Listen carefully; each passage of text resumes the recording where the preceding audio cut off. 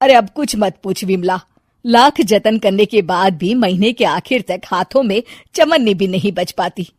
कभी अपने लिए कोई छोटी सी भी चीज लेनी हो तो 10 बार सोचना पड़ता है। तू सही कहती है, आमदनी तो बढ़ती नहीं, लेकिन दूसरी तरफ महंगाई दिन ब दिन बढ़ती ही जा रही है। राशन वाले का बिल, दूध वाले का उधार। अरे तुम औरतें बस इसी तरह जिंदगी भर रोती रहोगी। खुद के पैरों पे खड़े होने की सोचो, तब तुम्हें पैसों के लिए किसी का मुंह नहीं देखना पड़ेगा। अरे तू इतनी बड़ी बड़ी बातें कर रही है, तू ही बता दे हम क्या करें। हम औरतें चाहे तो कोई छोटा मोटा व्यापार कर सकती हैं, जैसे कि साड़ी बेचने का। सुधा की बातें सुन सब औरतें हंस पड़ती हैं। ना भाई ना, मेरे पति को ये सब पसंद नहीं है, वो तो मुझे मार डालेंगे। दूसरी औरतें भी विमला की बात से सहमति जताती है और साड़ी का व्यापार करने से मना कर देती हैं।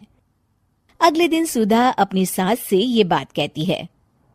बस अब यही काम रह गया था, सारा दिन यही सब सोचती रहती हो। अरे बढ़िया आई साड़ी बेचने वाली। तभी वहां सुधा का पति विवेक आता है। अपनी माँ की बात काटते हुए कहता है, अरे माँ, सुधा ठीक ही तो कह रही है। अगर ये साड़ियों का व्यापार करना चाहती है तो इसमें क्या गलत है। मुझे तो सुधा की बात पसंद आई। अरे मजाक है क्या व्यापार करना? अच्छे अच्छों की खटिया खड़ी हो जाती है। मैंने दुनिया देखी है। बेटा तुम लोग ज्यादा हवा में मत उड़ो, और फिर साड़ियाँ खरीदने के लिए पैसे कहाँ से लाएगा? तुम उसकी चिंता मत करो माँ, मैं देख लूंगा। अगले दिन विवेक अपने एक दोस्त से कुछ पैसे उधार लेकर साड़ी के कारखाने से बहुत सारी साड़ियां खरीद लाता है। ये लो सुधा, तुम्हारा ऑनलाइन अकाउंट बन गया है। अब लोग घर बैठे तुमसे साड़ियां खरीद सकते हैं। ये तो बहुत अच्छी बात है। हाँ, और इतना ही नहीं, मैंने इसमें सभी नई डिजाइन की साड़ियों की फोटो भी अपलोड कर दी है। अब बस तुम देखती जाओ। कुछ दिनों के बाद।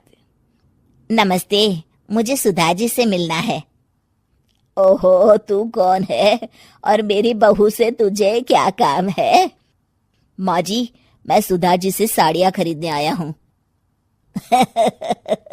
अरे बड़ा बेवकूफ है तू, इतना बड़ा मीना बाजार छोड़कर यहाँ साड़ी खरीदने आया है। तेरा ऊपर का कोई पेच ढीला है क्या? अरे माँ जी, आप नहीं जानती, आजकल ऑनलाइन का जमाना है, समय और पैसे दोनों की बचत होती है। तभी वहां सुधा आ जाती है। सुधा बिरजू को साड़ियां दिखाती है। क्या बात है सुधा बहन जी, आपके पास तो बहुत ही सुंदर सुंदर साड़ियां हैं। एक काम करिए, ये वाली दे दीजिए और ये वाली भी। छोड़िए, एक काम करिए, ये सभी ही दे दीजिए। सुधा की सास हैरान रह जाती है। अरे इतनी साड़ी का तू करेगा क्या? अरे माँ जी, मेरी बीवी पहनेगी। अरे कितनी बीवियां है तेरी? माँ जी, आप भी ना, बीवी तो एक ही है। पहले तो मैं 2-4 साड़ियाँ लेने आया था, लेकिन अब पूरी 20 साड़ियाँ ले जा रहा हूँ। ये लीजिए सुधा बहन जी, आपके पैसे, चलता हूँ। धीरे धीरे सुधा के द्वारा घर में खोली गई छोटी सी दुकान चल पड़ती है और देखते ही देखते सुधा के घर ग्राहकों की लाइन लग जाती है। पैसों की आमदनी देख सुधा की सास की आंखें फटी की फटी रह जाती है। जा बहू, अब तू थोड़ा आराम कर ले, इन लोगों को मैं साड़ियाँ दिखा देती हूँ। माँ जी आप? अरे हाँ हाँ, अब जा भी। इस तरह सुधा की सास भी उसके कारोबार में हाथ बटाने लगती है। देखो सुधा, तुम्हारा व्यापार तो चल पड़ा। पिछले कुछ महीनों में इतनी कमाई हुई है कि तुम्हें यकीन नहीं होगा। सच?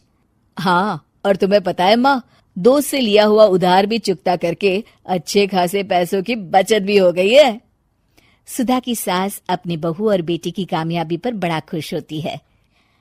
बहू की तरक्की देख के मैं बहुत खुश हूँ बेटा। तूने साबित कर दिया कि अगर पति का सपोर्ट मिले तो पत्नी कुछ भी कर सकती है। जी माँ जी, आपने बिल्कुल सही कहा।